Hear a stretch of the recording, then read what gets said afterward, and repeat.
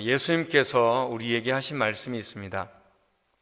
의를 위하여 핍박받는 자는 복이 있나니 라고 말씀을 하셨죠. 이 말씀을 들을 때마다 우리는 그래 맞아 하면서 그 말씀에 동의를 합니다. 그리고 또 우리가 그렇게 살아야지 라고 생각하고 믿음을 다지곤 하죠. 그러나 실제로 우리가 그러한 삶이 또 그러한 고난이 직접적으로 크게 나에게 다가온다면 글쎄요, 저 자신도 사실 자신이 없습니다. 나의 입으로 불평하지 않을 자신, 원망하지 않을 자신, 정말로 하나님 앞에 기도하며 감사할 수 있을까라는 생각을 해보면 그렇게 자신 있게 대답을 하지 못합니다. 우리의 고난이 게다가 무겁고 또 힘들수록 우리가 감당해내기는 사실 그만큼 어렵죠. 욥과 같이 하나님께서 특별히 인정해 주시는 의인 역시 우리와 똑같이 고난을 아파하고 있고 또 하나님께 도대체 왜 나에게 이런 일이 생기는 것입니까? 라고 질문을 하고 있습니다. 남녀노소든 빈부귀천할 것 없이 모두에게 고난은 참으로 견디기 힘들고 어려운 일입니다. 이 세상에서 고난을 쉽게 이길 수 있는 사람이 사실 몇이나 될 수 있겠습니까? 특별히 오늘 본문을 읽으면서 저는 이 힘든 고난 속에서 욥은 자신의 현실의 고난을 바라보다 보니 하나님에 대해서 잘못 이해하고 오해하는 그런 모습을 보게 됩니다. 우리도 역시 고난당하고 고통당하고 또는 어떤 사고나 질병 앞에서 우리가 극심하게 힘든 마음을, 상처를 당할 때에 하나님에 대해서 오해할 수가 있죠. 욥은 자신의 고난을 기초로 해서 하나님을 생각하고 있습니다. 얼마나 힘든지 하나님에 대해서 오해하고 욥이 처해 있는 암담한 상황이 자신의 논리로서는 도저히 이해할 길이 없기 때문에 또 오해하는 거죠. 그는 하나님에 대해서 고통을 주시는 분, 고난을 주시는 분, 나에게 굴욕을 성사하시는 분, 나를 공격하시는 분, 이렇게 지금 그는 생각하고 있습니다. 욥의 심정을 잘 대변하고 있는 것이 16절과 17절이죠. 내가 머리를 들면 주께 해서 젊은 사자처럼 나를 사냥하시며 내게 주의 놀라움을 다시 나타내시나이다. 주께서 자주자주 증거하는 자를 바꾸어 나를 치시며 나를 향하여 진노를 더하시니 군대가 번갈아서 치는 것 같으니이다 라고 고백하고 있습니다. 욥은 너무나도 지금 힘든 거예요. 하나님에 대해서 하나님이 마치 젊은 사자가 사냥하는 것처럼 자신을 사냥하시는 분, 고통을 주시는 분, 힘들게 나를 하시는 분, 나를 폭행하시는 분, 이렇게 생각되고 있는 것이죠. 갈수록 악화되는 질병, 그 외에 고통스러운 상황들, 친구들은 자신에 대해서 이해해주지 않고 계속해서 번갈아가면서 자신을 공격해오는 군대와 같다라고 고백을 하고 있습니다. 우리도 이런 때가 있죠. 현실에서 알 수 없는 고통이 있을 때에 하나님이 사랑이 없으신 것 같고 나를 괴롭히시는 분들처럼 생각될 때가 있습니다. 전쟁이나 기근이나 가난들 이런 것들을 볼 때, 또는 사고로 갑자기 내 사랑하는 사람이 고통을 받거나 아픔을 처했을 때 우리는 이런 오해를 하게 됩니다. 하나님을 잘 섬기는 사람이 갑자기 큰 질병에 걸려서 누워있을 때도 이런 생각이 나죠.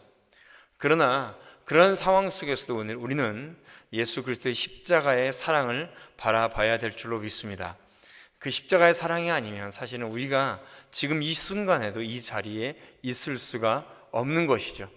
어떠하든 주님께서는 나를 사랑하시고 나를 선한 길로 이끄실 것이라는 그런 믿음을 우리는 반드시 가져야 될 줄로 믿습니다.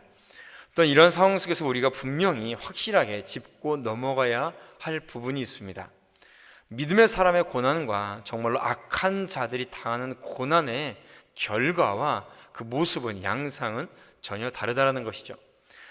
악한 자들이 당하는 고난은 고난이 아니라 심판으로 향하는 길입니다. 악한 자들도 의인처럼 똑같이 고난을 겪습니다. 질병도 겪고 의인이든 악인이든 사고도 당할 수 있고요, 질병 때문에 고난당할 수도 있습니다. 그러나 정확하게 말하자면 악한 자들의 고난은 하나님의 심판을 의미합니다. 의인과 달리 악인들은 하나님께서 죄에 대해서 책임을 물으시는 심판을 받게 되는 것이죠. 따라서 죄 없이 고난당하는 욥과 같은 의인의 고난은 죄로 인해 심판을 당하는 악인의 고난과는 질적으로 다른 것입니다. 그렇기 때문에 혹시라도 물론 우리 스스로를 바라볼 때에 우리가 한번 제가 말씀드렸지만 어떤 고난과 아픔이 있을 때에 극심한 어려움이 있을 때 혹시라도 내가 주 앞에 범죄하는 것이 있는지 되돌아봐야 되는 것도 중요하지만은 반대로 함부로 고난당하는 사람에 대해서 함부로 정죄해서는 안 됩니다. 우리 스스로를 바라보면서 또 다른 사람에 대해서 봐야 되는 것이죠. 함부로 정죄해서도 안 될 것이며 고난 가운데 혹시라도 나에게는 범죄함이 없는지 되돌아봐야 되는 것이죠. 계속해서 욥은 하나님께 잠시나마 평안을 구하고 있습니다. 18절 후반에 보면 더 이상 나를 이렇게 고통스럽게 하지 마시고 오히려 태어나지 않는 것이 좋았으니 빨리 나를 잠시라도 평안하게 하시옵소서라고 구하고 있습니다. 욥은 스스로에게 살 날이 얼마 남지 않았다라고 생각하는 듯합니다. 자신을 좀 혼자 있게 내버려 두십시오. 죽음으로 인하여서 내가 이제 흑암의 땅으로 들어갈 때에 그렇게 되기 전에 잠시 쉬게 해달라고 욥은 하나님께 요청하고 있습니다. 하나님께서 고통 주시는 일을 멈추시고 음부에 떨어지기 전에 잠시나마 기력을 회복하고 숨쉬게 해달라라고 욥은 하나님께 요청하고 있죠. 하나님이 자신을 버려두사 잠시나마 질병에서 놓아서 이 땅에서 평안하게 하시기를 원합니다. 극도의 고난 속에서 죽음을 구하면서도 더 큰 두려움을 표현하고 있고 이 땅에서 하나님의 은혜를 또한 구하고 있는 것이죠. 오늘 본문의 욥의 가장 큰 문제는 하나님에 대한 오해라고 말씀드렸습니다. 그는 현실의 고난의 기초에서 하나님을 생각함으로써 하나님을 무서운 분, 하나님을 고난을 주시는 분, 자신을 공격하시는 분으로 오해하고 있습니다. 우리는 어떤 상황에서든지 예수 그리스도의 십자가의 사랑의 기초에서 사랑의 하나님을 생각해야 됩니다. 사랑의 하나님의 기초에서 현실의 고난을 바라봐야지만이 우리가 현실의 지금의 고난과 어려움을 정말로 능히 이겨낼 수가 있는 것입니다. 우리의 삶에 있어서 끝까지 붙잡고 신뢰하며 부르짖고 기도할 수 있는 분은 오직 나를 위해서 십자가에 죽으시고 부활하신 예수 그리스도 한 분밖에 없기 때문입니다. 그렇게 된다면 현실의 고난도 모두가 하나님의 크신 사랑이요 은혜라는 것을 우리는 다시 한번 깨닫고 알게 될 줄로 믿습니다. 오늘도 우리가 살아갈 때에 우리가 알지 못하는 아픔을 겪게 될 수도 있습니다. 어떤 사람을 통해서든지 어떤 상황을 통해서든지 우리는 상처를 받을 수가 있습니다. 그러나 그 안에서도 예수 그리스도의 십자가만 바라보는 우리 성도들 되시기를 바랍니다.